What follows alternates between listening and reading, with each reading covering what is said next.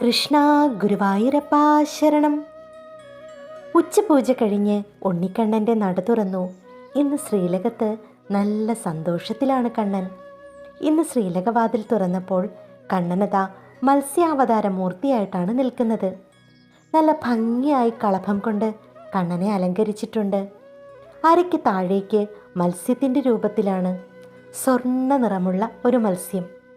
അരയ്ക്ക് മുകളിലേക്ക് മഹാപ്രഭുവായിട്ടാണ്. അഭയമുദ്രകളുമായി ഭഗവാൻ ഭക്തരെ അനുഗ്രഹിച്ചു നിൽക്കുന്നു. ശംഖും ചക്രവും പിടിച്ചിട്ടുണ്ട്.